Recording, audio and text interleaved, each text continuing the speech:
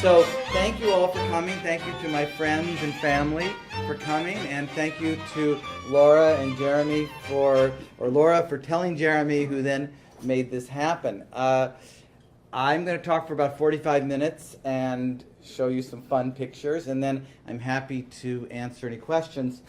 And what I realized, and especially because we're talking about a genealogical society, I was realizing that there really are four ways I've gotten to know my family's past. One is growing up with a lot of family. The other was our discovery of the diary. Then the internet, which, we all think of as like now you can get everything on the internet. Well, part of what we learned on this trip is there's a whole lot you can't get on the internet. And so then the fourth part is our trip to Latvia. So this is going to be the story of David Blumenfeld. And David, who as you see here in the 1920s, here you see him in the 1950s, was one of my 8 great-grandparents. And I had I can say the fortune, it didn't always feel like the fortune, to grow up in the hometown not only of my parents, not only of my grandparents, actually 2 of my great-grandparents were born in St. Paul, Minnesota. I jokingly say we have the most boring Jewish genealogy. 3/4 of my family came from within 100 miles of each other in western Latvia. The other 4th came from the exotic location of Vilnius, which was about 200 miles away. And as we learned, they left a flat, boring, forested place with bad weather, and they en masse moved to a flat, boring, forested place with bad weather. And all 8 of my great-grandparents lived in St. Paul, Minnesota by 1884. And I have several of my cousins here who are related to these people. But we're going to talk today about David Blumenfeld, who is one of my 8 great-grandparents. This is one of these things that in July, when I asked my mother to go through all of her piles to see if she to see if she had anything that I hadn't seen before, she suddenly finds this note written by her grandfather, my great-grandfather, in about the 1940s, where he says he was born in Tukums, Kurland, you see spells with a K, Kurland, Russia, because it was in Russia at the time. On August 4th, 1863, he came to America in 1884 to Ludington, Michigan, and he met his wife, who he refers to as Leah Riva, although she was always known as Lena. One of the confusing things is that his mother and his wife had the same first name, Leah, but his wife was referred to as Lena. So if you can imagine, I've witnessed lately these endless email discussions between two of my cousins, which is Gittel Zalk of Duluth Leah's half-sister or Lena's half-sister? And they're having all these discussions because she was referred to as Leah's half-sister, but we're not sure which Leah it is. So a little snail, but this is David Blumenfeld, and this is just to let you know where I fit in. There I am down there. This is my mother. This is my mother's father. My grandfather's father, David. This is our author, married to Lena, otherwise known as Leah. And then we have his parents, Ben Zion, otherwise known as Benjamin. Another genealogical challenge. Is it Ben Zion or is it Benjamin? And then his wife, Leah Gottschalk, who we turn out to actually now know is Klatzoff, became Gottschalk, which is one of the reasons we had so much problems researching her. And then their respective parents, Yosef or Yosel, and Yaakov or Yankel, and his wife Hannah. And the story I'm going to tell is the story that David tells of his parents, Leah and Ben Zion, and his grandparents, Yosel and Yaakov. So that's where we fit into this family. Now, I love this picture because this is the family I grew up in. this is taken actually the year before I was born. So I'm not in the picture, but my sister is. Those of you who know my sister will appreciate that. My brother and my mother and father. This is Lorraine. Lorraine's father is Al. Al had 3 siblings. One is Moses, who when he became a prominent judge became known as Joe, because it didn't sell well to be known as Moses in Hartford, Connecticut. Then there is Belle, the favorite daughter, and then there's the missing daughter, Helen. And we'll see how Helen is. When I grew up, all I knew about Helen is she married an atheist communist and they ran away to a free love camp. I thought, wow. I wish that had been my grandmother, you know. But not only was she not my grandmother, she stopped coming to family events. So, and then this is our patriarch, David. This is taken in, I think, 1951, when my Uncle Melton was also never in any photograph because he's the family photographer. So he's never in any photograph. But there's his lovely wife. And this, by the way, is my father's father. This is my other great-grandparent. This is Mary Mark, wow, who is also the great-grandparent of my cousin, Avis. And she was born in St. Paul, Minnesota, either St. Paul, Minnesota, or New York. They emigrated from Lithuania, her parents did, in 1868, and arrived in St. Paul in 1872. And from the records, you'd think that she actually gave birth on the train between New York and St. Paul, because some records say her being born in New York, some say St. Paul. But and Lisa, you'll just love this picture. This is my mother, my grandfather, and my great-grandfather, David, the star of our show today. So my mother's family grew up in a little town of South St. Paul, which is, I sometimes refer to it as the Hayward of the Twin Cities. It was a working class. It actually was where the meat packing plants were of South St. Paul. And one of the things to know, why did they end up in South St. Paul? There were no other Jewish-owned men's clothing stores there, and therefore they felt comfortable moving there, because one of the rules within the Jewish community is you didn't compete against a fellow Jew. So, and when they arrived, it was a rather poor place. This is the big buildings of South St. Paul, and it's about it now is a 15-minute drive from St. Paul. By then, in those days, it was about a half an hour drive, and this is where he set up his little store. And what was important about what I knew about my family, they were very tied into the Jewish community. One of my great-great-grandfathers founded the first Orthodox synagogues. When his wife survived him, she helped set up one of the first conservative synagogues. Ben Zion Blumenfeld, David's father, was the first person to be buried in the Temple of Aaron Cemetery. They have a long history there. And we always thought of ourselves not as immigrants, but we were Americans. I never heard Yiddish growing up. My family had been in Minnesota, as I said, since the 1860s. So who is David? And this is his wife, Lena, not to be messed with. And they had 4 children. One of them was Belle, who was the intellectual of the family. And then this is my grandfather. So I show this picture especially. This is World War I. He actually never served. The war ended while he was on a train to New York. But, you know, at a time when many Jews were still in the shtetls, my grandfather was a good American in World War I. This is Helen, the one who married the atheist communist. This is our favorite picture of Helen in her Isadora Duncan phase. And Helen, and this is key to the story, Helen, who hated her parents, were angry at them all the time, married the atheist communist.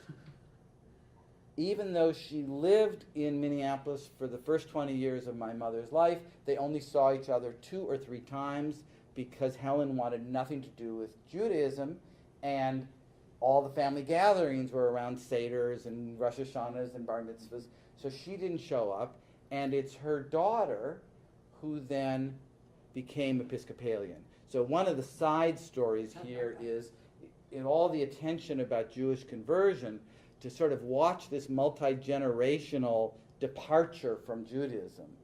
And do you convert to get away from your mother, or do you convert, what are all the different reasons? But she did actually have a rapprochement with her father. This is a picture of them in the 50s in Los Angeles. So they did patch things up. But this is, again, David with his two favorite children, Moses, who went on to become Joe and then became a judge in Connecticut, and then Belle there. But David was the ultimate American success, and this is part of what he was proud of. This is David, and probably we think about 1910 at some civic event where he's part of the South St. Paul community. He was on the school board. He was a Mason. And this is the only picture photo I've been able to find of the family store, although the interior really says it all. This is the proud businessman. What do we date this? 1950? Who's the fashion expert here? 40s, that hairdo? Those hair, the fabric. What the purses, what they were selling here. The cash register. The cash register. They never bought a new one. They had that one from I think 1902. And then back here was David's little study, where he did all of his writing. So, and this is David and his wife in the early 50s, and this is a picture of him when he died. Now. So this is what I knew about my family. I knew they were from Latvia. I knew they were from Lithuania. I knew they had come early. I knew they came to Minnesota. And that's really all I knew. And then and we knew that David was a writer. So let me just talk about David being a writer. David was apprenticed as a tailor at age 10. He never had any formal education. He came to America when he was 20. And by the time he was 40, he was writing novels, he was writing books. He translated the entire Old Testament into rhymed verse in English. 500 pages. I don't know if anyone has read it. When we were growing up, we had boxes of these books. This was in a day before there was Amazon or self-publishing. These were all published by Comet Press in New York, which I later came to learn was a vanity press. In fact, one of the sweet things we found in this box were the rejection letters from Doubleday, from Norton. He got rejected by some of the best publishers of New York, but he had made enough money and had enough sense of self that he published them. And we have his novel, which was about a Jewish merchant who tries to get rich by selling arms to Germans in World War I, only to end up in prison and losing his family in his greed for power.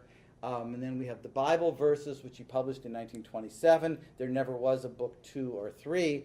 And then we have a called The Story of Israel. Now, for those who are serious sort of Jewish scholars, he was a classic maskil. Has anybody heard the name maskil? No. We thought that. My sister wanted to call the book the Midwestern Maskil, and I said, no one's going to know what maskil is. A maskil is a enlightened Jew who follows his Judaism through his studies, not of the Bible, not a Talmudic scholar, not a rabbi, but who studies Jewish history, Jewish culture, Jewish society. And these are people who are not rabbis, not professors, but often business people who are self-taught scholars. And it was an approach to Judaism that took hold in the 19th century. And if you think about now, we have book clubs, we have the Jewish Film Festival, we have the Bureau of Jewish Education. We have actually a long tradition of secular, independent Jewish scholarship. So he was our classic Midwestern maskil. He also was, while he was a member of a conservative synagogue, he preferred to spend his mornings reading and writing. He actually very rarely went to synagogue. He went on holidays, but he was very Jewish identified and Israel identified, but he was not Orthodox and he was not highly observant. So it's interesting in terms of the choices of Jewishness that he had available to him. So we knew he was a writer, but we didn't know much else. And as I said, Helen, the atheist communist, her family had kind of disappeared. But my mother, who is always knitting everyone together, had stayed in touch with her cousin, the Episcopalian, who was a poet, a well-respected poet in Seattle. And by coincidence, I had gone to Seattle because my partner's brother lives there, and had sat down with this family, and my friend Lisa knows them as well. Beth, the poet, who's now 91, and Just going to turn 90. now she's going to turn 90, that's right, and her two children, Sean and Julian, and I had spent the afternoon with them in Seattle now 3 years ago, and 4 years ago, and I had not seen them in maybe 15 years. I'd seen them maybe twice in my life. And by total coincidence, a month later, Sean moved. And what do you do when you move? You clean your basement. And there in the basement, in a room that he thought contained only his father's writings, because his father was also a writer and poet, was a box. And here's what he found in the box. There were about 15 such volumes. And it turns out they were books written by David Blumenfeld. And of course now they've all been PDF'd and printed, and I'm going to read from parts of it. But it turns out, let me back up and say, I had a childhood memory of there being a box of lost manuscripts. I had this childhood memory of going through my grandmother's attic because someone had said, oh, there was a box of missing books. But I'd sort of forgotten about it, and there they were. And it turns out that when my great-grandfather died in 1955, his favorite daughter, Belle, took them and said, well, Beth, they didn't know, by the way, they didn't know she was Episcopalian.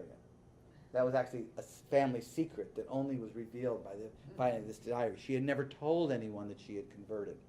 But Beth the poet, she's a writer. Let's send the box to Beth because she's a writer. Well, it turns out she opened them and she found a lot of things that weren't very flattering about her mother in them. And she found 8 novels that weren't very good. So she closed the box and fortunately did not throw it away.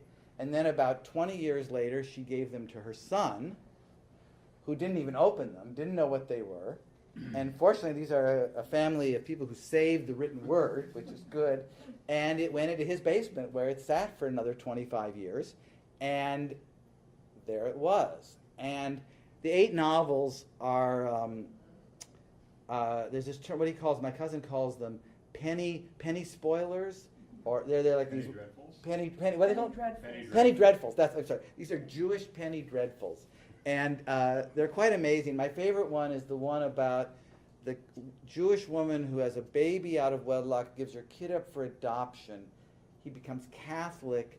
He joins the priesthood. She then marries a millionaire, and when she later is having dinner at the American ambassador's house in Rome, she meets the assistant to the Pope, who turns out to be her long-lost son. Wow. It's creative. Anyways, but the best of these books is what is called diary.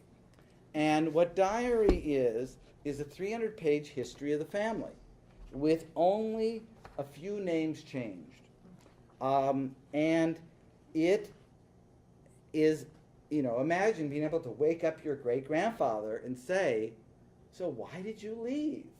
The question we've always wanted to ask. So I now have been able to do that through this diary.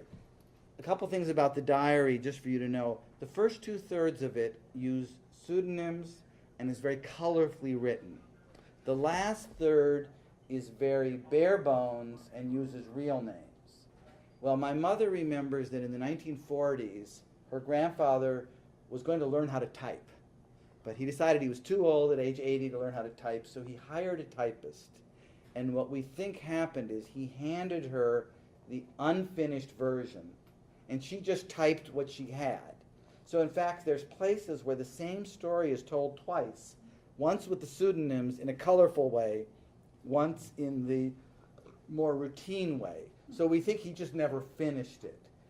The other is about a fourth of the book is historical sidebars.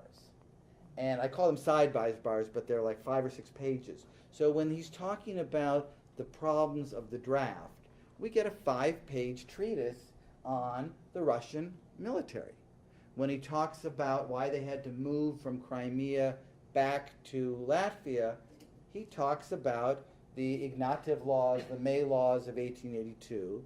And so he's trying to weave together personal history and public history, which is very interesting because what he's trying to do for his reader, he even has a whole 5-page discussion on the Seder. He also, when he meets his son-in-law, who's actually Abe Kalmanson, who Eleanor will know, who was an ardent Zionist, there's suddenly a 10-page justification of Zionism in the middle of the novel.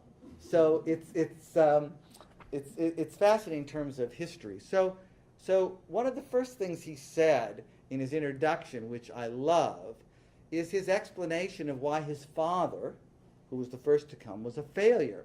And if you read this, while fortune smiled on many of these immigrants and they soon acquired wealth and even positions which enabled them to write their lives with golden letters on the pages of New World history, still the successful ones were only a small minority.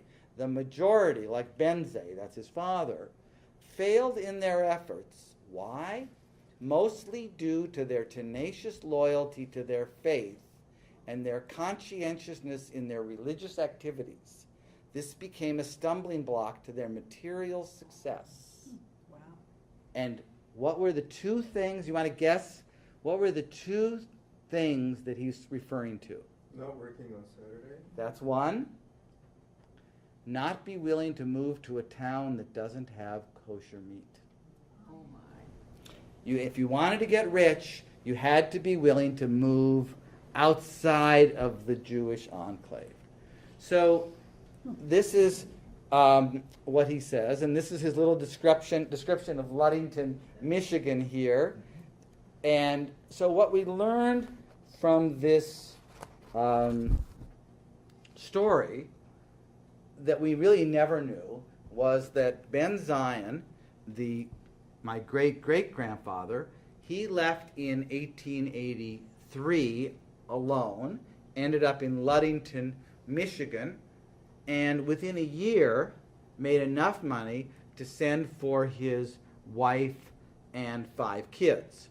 So again, this is one of these examples where when he moved, he was worried unless he yielded and broke the commandment, he could find no work in any desirable shop.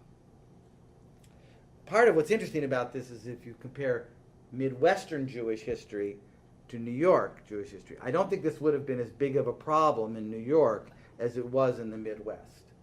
So what we learned, they moved. I had never known why my grandfather was born in Chicago, but in fact it's because they went to Chicago for a year hoping to make money.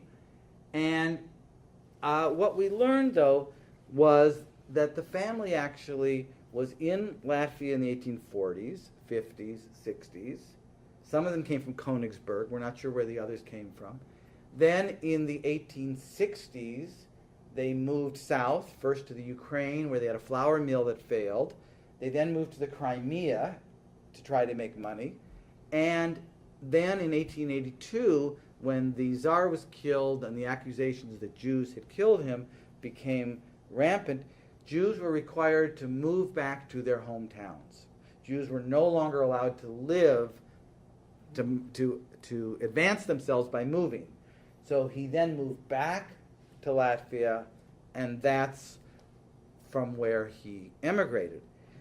But, so before I show you some pictures, let me just read you a couple of key points from the diary. He's now describing his mother holding him when he was 1 year old. So this is, a little bit of fiction here. One bright spring morning, when the sun was benevolently smiling on all nature, Leah was sitting on the veranda of her 2-story dwelling overlooking the great marketplace. Remember that point. In her native town of Tukums, Kurland. Leah, with her shawl tightly drawn over her smooth shoulders, her lips humming a love song, sat holding her infant child. The marketplace was smoothly paved with gray cobblestones, kept scrupulously clean. What stories these worn stones could tell. And he goes on to talk about how in the city market the peasants would come in, and then there was a fire brigade one day, and then there were military troops. So he's talking all about the life of this town in 1864 when he was born. And he then contrasts his father's impoverished life with his mother's rich family, Janka Hennes. And there's a story here about why Hennes is not her last name. It turns out, I'll just tell you this, we could never understand why he's called Janka Hennes. Well, it turns out Henna is his wife's name, and one of the ways that people were referred to was their first name followed by their spouse's name. It's Yanka, the husband of Henna, as opposed to Yanka, the husband of Rivka, Yanka, the husband of Leah. This is Janka Hennes. And that was very important because when we were doing our research, we weren't sure what his last name was. But when we found a Yanka Klotzov married to a Hanna Klotzov, we knew we had the right person. Janka Hennes was one of the most prominent and outstanding citizens.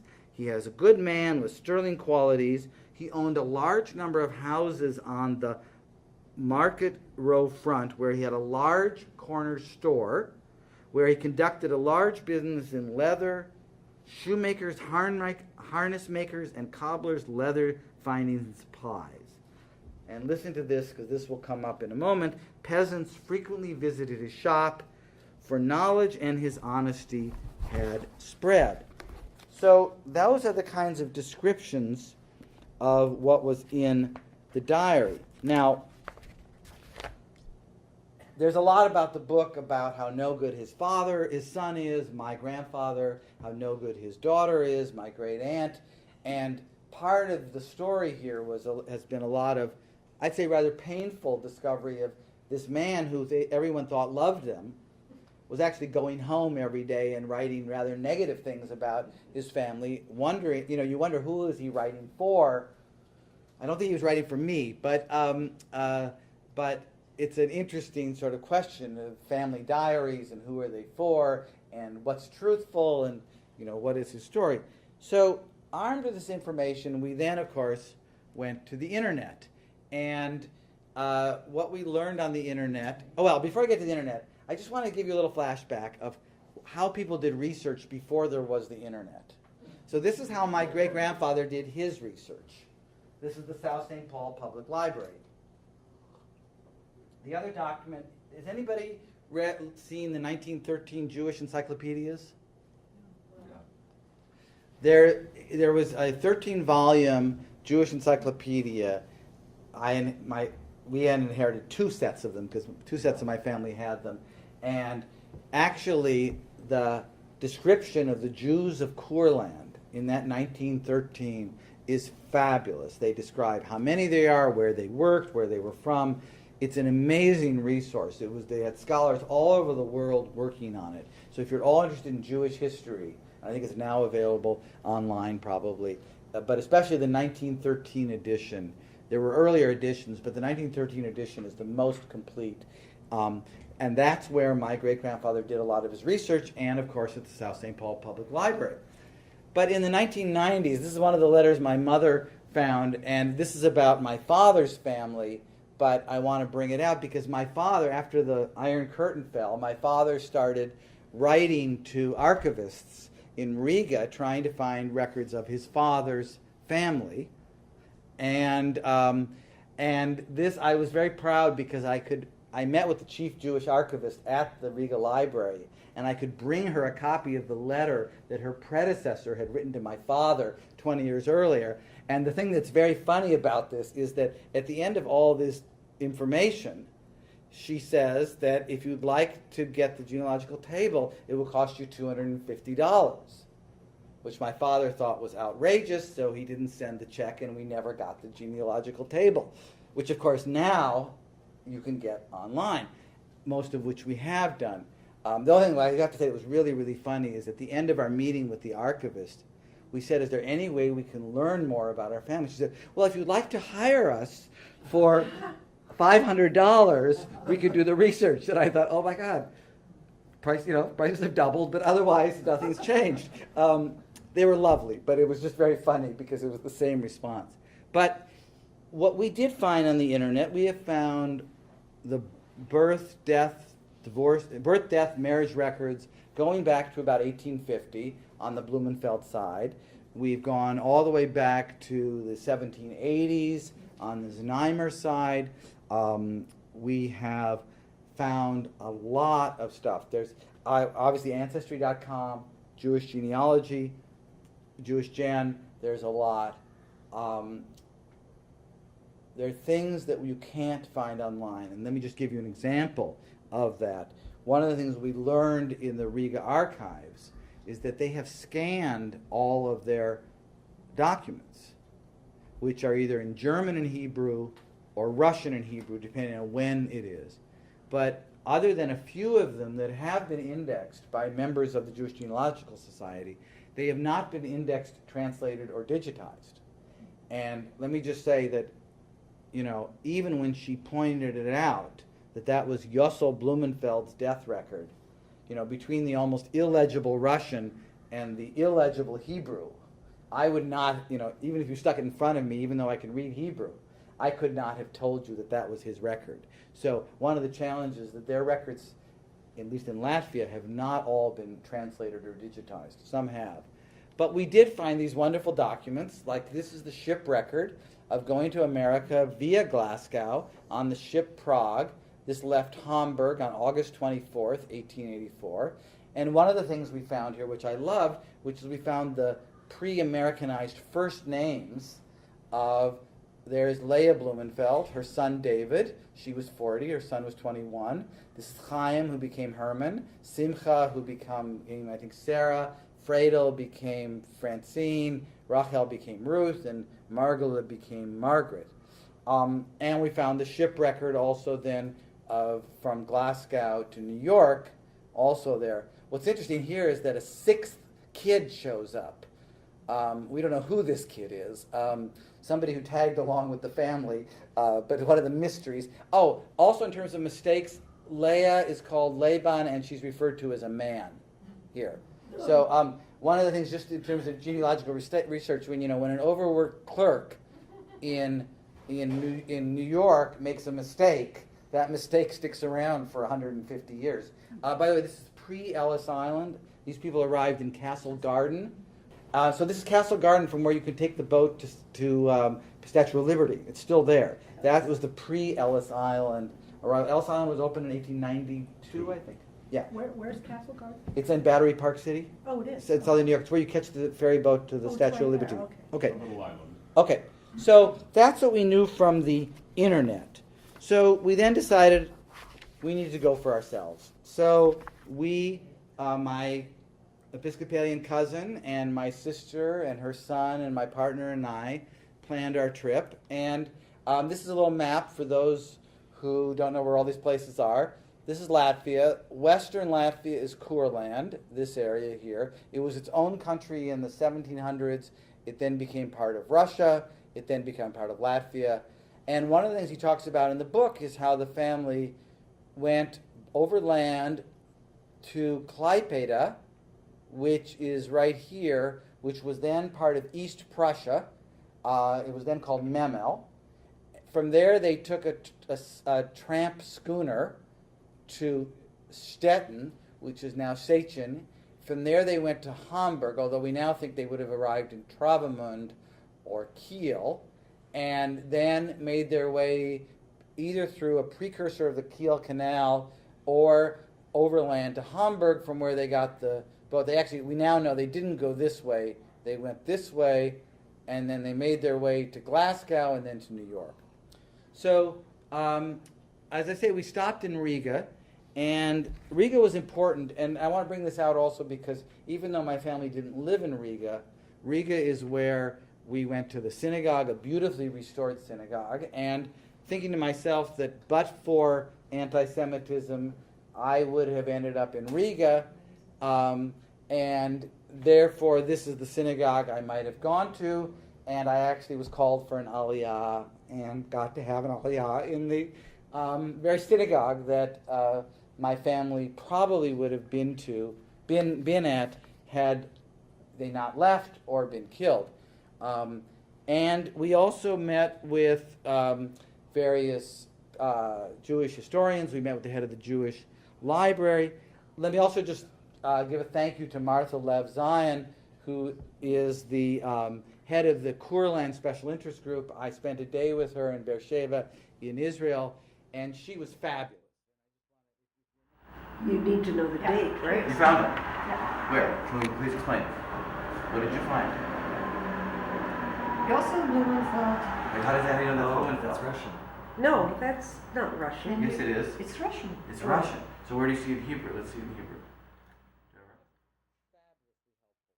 So we in Riga we met with the Jewish History Museum head, who was wonderfully helpful. One of the things he did was he showed us these old postcards. This is Tukums in 1832, and actually this is my great grandfather's store that it was described in the diary. We now know that's the store. We actually think this is the house. We're not sure. And one of the things he did, and this is where we sort of stumbled into a history we didn't realize we were going to, is he pulled out a book of the history of Tukums, and it described how the owner of this store's descendants continued to own it until 1930s, and then they said it was demolished in the 1940s.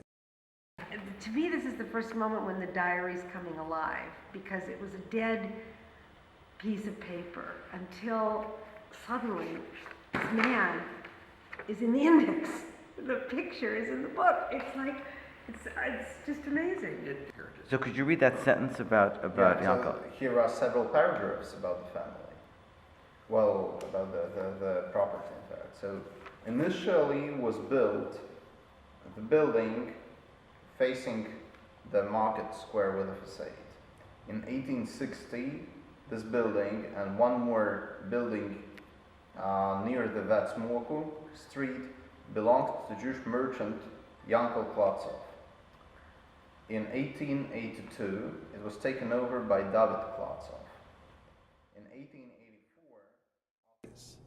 And by then, thanks to that book, I knew the right spelling of his name, and I went back to my hotel in Riga, I'm crying out, and looked at the Yad Vashem website, and was now able to use their Soundex because I knew the right spelling, and I read the testimony of his daughter to learn that my great-great-grandmother's brother, who stayed behind because they were rich and therefore didn't want to move to America, was murdered the first week of the Nazi occupation at age 87 in this town square in 1941. So now could I have learned this before? I'm sure, yes, the information was there. But it was only when I had the names, the place, the objects, the stories that I looked that up. So it was actually only while we were in Riga, the night before we went to Tukums, that I learned the fate of my family who stayed behind. So that kind of put a little pall over our visit, but it was appropriate. So these are some historic photos of this town. Part of why I want to bring this out is that Western Latvia was not in the Pale of Settlement. It was not shtetls. This was 80% German-speaking until 1918. So even though it was part of Russia, it was considered a separate administrative duchy. There were these people called Baltic Germans. So the middle class and the upper middle class were all German. These towns were 50% Jewish in the 19th century. The 20% of the country that was Latvian were rural peasants. The urban life was almost totally Jewish and German Christian. We also learned that Jews were not allowed in the town until 1800. Jews could only live in the country, so they came into the town in 1800. And now we have the family store right here. This is in 1928. Apparently it's the 10-year anniversary of the founding of the country of Latvia. That's what this is from. And these are some pictures to give you a sense of the town in the turn of the century. Quite a nice little town. And this is the book that we were shown that was translated to us and shows that it was lived in by, we'll find it here, Klatsov. Where's Klatsov? Right there. Janko Klatsov. Yeah. Klakovarn. So this is my great-great-great-grandfather, and it shows that he lived in it, and it sort of ends in the 30s and doesn't say what happened to him. And here again are the pictures of the family store. So we then got to Tukums. We actually, one of the things I want to point out, we hired a guide for just one day. A guy who was an expert on Baltic genealogy. He has a PhD in Jewish history. He's Jewish. His family survived the war and he's born there. One of the things. But in principle, it was very popular business, what I remember from doing genealogy in Lithuania, in Kaunas archives. There is plenty of documents about smugglers. In Grodno archives, smuggling from Poland to Russia. For many Jews do. So, but we think that it's a little hard to unpack all that. But here we are. In historic Tukums. There's my sister, there's my cousin Sean, and there is our guide. We refer to him as Tak Tak, because every sentence started with Tak Tak Tak Tak, which it turns out is Russian for yes, yes. He was trying to remember what he was going to say, so we referred to him as Tak Tak, and he was fabulously helpful. He explained everything to us. And here is that main square with those clean cobblestones, and you try to imagine what was it like in the past. This is it in, what would you say, 1880s? With the horses here. And here is the same view now. Still there. And here's another view of the town. And we can imagine now, there's my wonderful nephew sitting there. Same place, still there. This is the market square, and here's another view of the market square. And this is the one you found on the internet. Yes, that's one. This is the one I found actually on the internet before we went there. And what's interesting about that is that these buildings are still there. So, and there's the church that you saw on the old postcard. And this is what we think is the two-story house with the veranda. It may have been this house. Well, it turns out that the family sold it at some point and the records are not clear. So we don't know which of these two houses it is. This one has an amazing story. Here it is now. The house next to it has been torn down. This house ended up being inherited by a Jewish family who's now fighting over it, post-communism, and so it's sitting empty. So, but there it is, the cobblestones are still there, and there's the house which is sitting empty, and Randolph, being the ever diligent photographer, stuck his camera in was it a hole in the wall, a window? Crack. It was a crack. Pictures to build this image. So, and this is owned by another Jewish family that's apparently still fighting over it, and therefore it hasn't been repaired. Now, this is the site of the former family store that what we learned was when the owner was murdered, 5 years later, the building was in terrible shape. It was torn down, and 3 of his 5 children died. We have now made contact with the descendants of the 2 children who survived, one who moved to Israel in 1925 and one who moved to U.S. in 1935.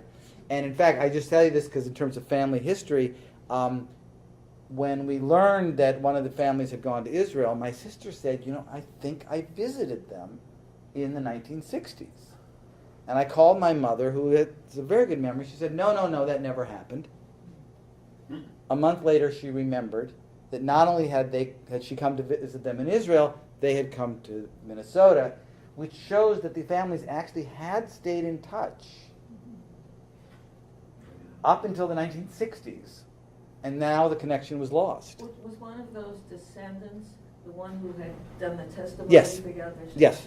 And then the other one had come to America, because the testimony in Yad Vashem was done in Hebrew, so I knew it was done from Israel. Yes. So whether there were any claims for this property or not, I don't know, but there is the site of the family store. And now just to go back so you can see it, again, he talks about, one of the things that we found amazing is that everything he said in the diary turned out to be true. He talked about the square being used for new military recruits, and there are the new military recruits. He talked about the peasants coming to his shop because they felt they could get a good deal. Well, there they are, we think 1916, lined up to shop at his store. And so here we have the store still there in time of electricity. And then we went and also through the books, and we did not do the residence check, but through the book, we found out that this is where my other great-great-great-grandfather lived. He was a renter. He couldn't afford to be a homeowner. We learned that. This building had a plaque on it saying it was built in 1926, but we don't know whether that's a rebuild, and we haven't found any earlier photos of that. And here we are looking at it. And then we found the synagogue. This is the synagogue as it was. They now have stripped it of its Jewish memorabilia, imagery, and it's now the town gymnasium, including the galleries for the women. Now are the spectator areas of the gymnasium. But to here's Randolph's effort to bring back the Jewish iconography back onto the synagogue exterior, but as opposed to now. But there is a plaque saying that it was a synagogue there. But what we were pleased to see is that there are 3 placards inside the gymnasium. This is the synagogue. There was a small synagogue across the street. And there we have a history of the Jewish community with details of various Jews of the town. And even, this is it. This, for a town that was almost half Jewish, this is the totality of Holocaust history of that town. It's a placard about 3 by 4 feet in the former synagogue. So, as you see, it's quite an intact town, beautiful wooden architecture. And we then ended our trip to Tukums, as I guess most of these trips end, by a visit to the cemetery. Our guide has actually transcribed all the names, and we weren't sure if there are any names of family members. Part of it is there's no surnames prior to 1826 in this town, so it's really hard to find people. I since, through various articles, have gotten in touch with a guy who in the past was paying somebody to help fix this cemetery, but they haven't done much work in the last couple of years. So this is a sense of the cemetery. And, these are the Jews who stayed. Now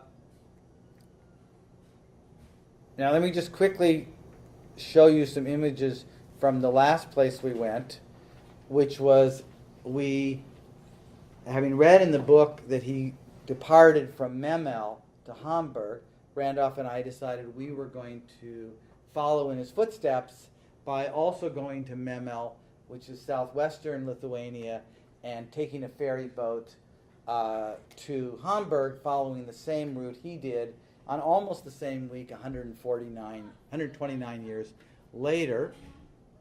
And this is what it looked like, and you'll recognize this building in a minute because this is what it looks like now. And this is what the old river, it's a river port going out to the Baltics. So I want to just tell you about what we're planning to do with this story and what we then learned. When we were with the Jewish History Museum director, he took out this book on the history of Tukums, and he said, you really must go meet Agrita Ozola, who is the head of the city museum, and here is her phone number. Again, we had no idea there was a history museum there. Nothing is in English on any of their websites. We couldn't reach her, and finally, the morning we were there, I called her, and I said, and she spoke very good English, and I, had my 1 minute to explain what we were doing in Tukums, and she said, of course, I'd be happy to meet you. And I was able to read to her the description of her town of 1864, the description I just read you, that had been written by my great-grandfather in 1920. And she was the city historian who knew nothing about the Jewish history of her town. Wow. And I was able to come from California to read it to her. It was, that was worth the price of the trip right there. And and there's nothing about the Jewish history in this museum, even though the town was half Jewish. And there's a whole lot of politics about the Jews in Latvia. And one of the things I said to my friend Irene this morning, we kept wanting to talk about the 19th century. Within 10 minutes, you're talking about 1941. Because, where are the Jews now? What happened to the Jews who stayed? Why isn't there any Jewish history? Why is everybody so uncomfortable talking about the Jewish history? It all goes back to that 2 weeks of 1941. And it was interesting because we didn't want to talk about 1941. Although then when we learned that our very cousins had actually been murdered in 1941, suddenly we wanted to talk about 1941 also. So the whole shape of the trip changed. But because we're mostly talking about the 19th century, I think it's easier for people to engage with us. And so we are now looking at doing a museum exhibit in Tukums about the Jews who left and the Jews who stayed. And looking at why did he leave, because one of the things we've learned is what may have been the real reason he left is that his rich father-in-law gave the business to his son and was sick and tired of helping his ne'er-do-well son-in-law, who then was going broke at the very time when the opportunities for Jews were limited. And so if you ask, why did he leave? Again, and this is what takes us back to David Blumenfeld's diary, he's trying to explain family history by looking at social history. Well, in fact, the fact that he had to move back to Latvia because of these 1882 laws, at the very time when his father-in-law is tired of supporting the family, now we know he had, if he didn't, not only was America the continent of glory that he was going to, he had nothing happening at home. And so the decision to leave rather than stay was the intersection of the family history with the social history. They're economic migrants. Yes, but the economics, it was not that the Jews of Tukums were poor. It's not even that he was poor. He had a flour mill, he had a tin shop. It was that everything had come to a dead end for him. And he was forced to move back to his father-in-law's town. And in fact, one of the questions that we asked ourselves is, well, where did he get the money to come to America? And my sister said, oh, obviously, his father-in-law was happy to pay him the money, get him out of town with his wife and 5 kids. So what this journey has really taught us is, what are the choices that we each have? Don't forget the date of the pogrom. Oh, yes. Oh, yes. Thank you for reminding me of that. One of the debated stories is, were there pogroms in Courland? And everyone we talked to said there were no pogroms in Courland. And in David's book, he talks about hearing rumors of pogroms happening in Odessa. And there were and by the way, there were Jewish newspapers in German, not in Yiddish, but in German, of Jewish life that he could subscribe to in Latvia in 1883. There was rumors of a pogrom, though we now have found two references, one in a book written by a woman whose grandfather was from Tukums and another one by somebody whose grandmother was from Tukums, saying that in 1883 a group of drunken guys beat up a bunch of Jews and the police stood by and did nothing. Now these would not be considered pogroms because pogroms are generally seen as state-organized beating up of Jews. So it's interesting then that this doesn't come up in David's book, but his perception, and he talks about it, is that the sense that the opportunities for Jews was closing coincided at a time when his economic fate was being limited, such that moving to America would be an improvement. Would his children, his sons, have been subject to the draft? Yes, I can tell you about this. So first of all, Ben Zion was drafted in 1863 after he impregnated his wife, but before David was born, because the story is that David didn't see his father for the first year. There was not a 25-year draft. There was a 5-year draft.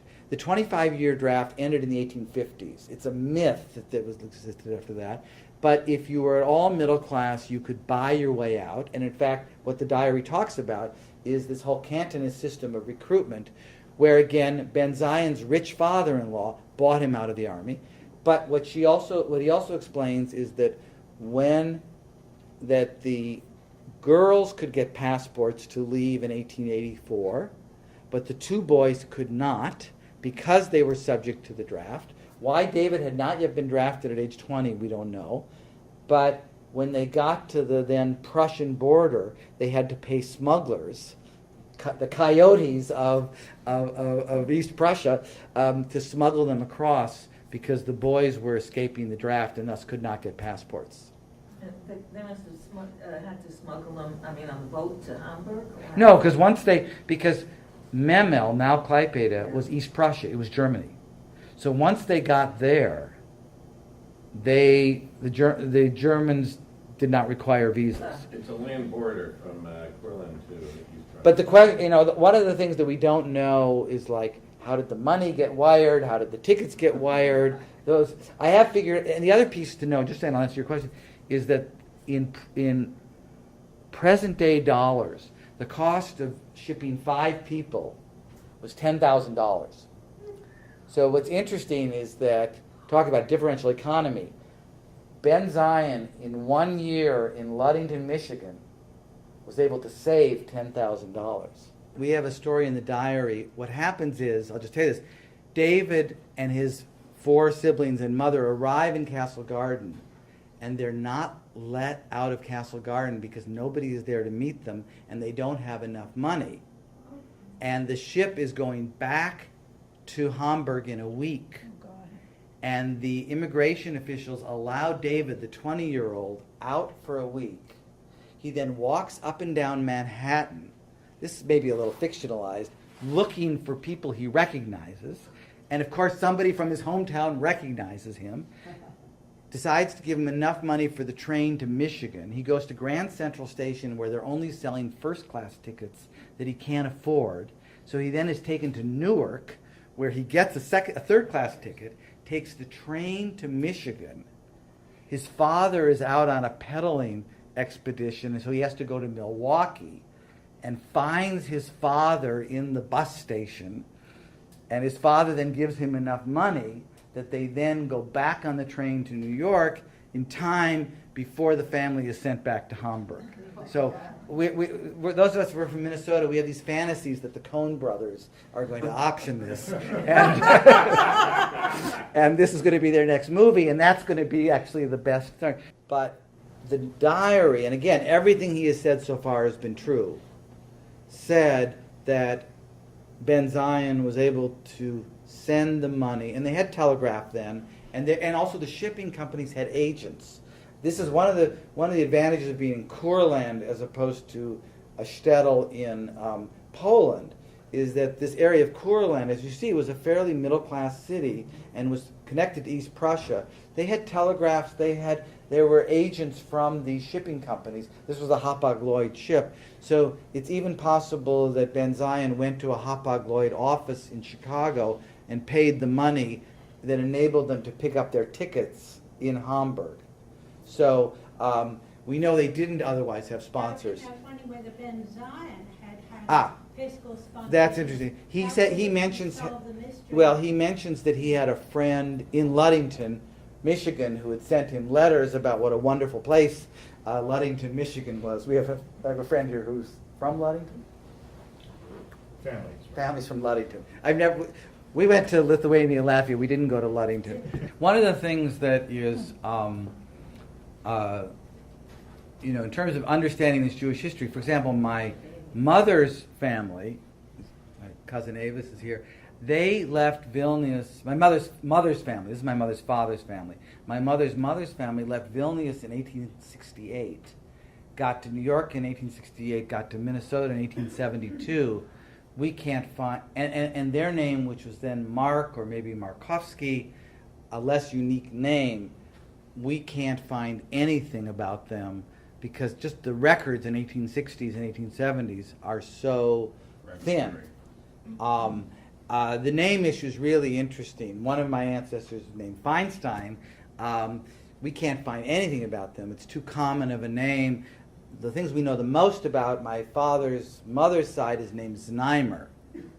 If you want to research Znaimer, it's really easy because if their name is Znaimer, you're related to them. It's such an unusual name. But you start going with Mark or Feinstein, you start having problems with names. And the other thing that's really interesting about the names, again, this was a German-speaking area, and we were one of the things we were trying to do on this trip is to figure out what language did he speak at home.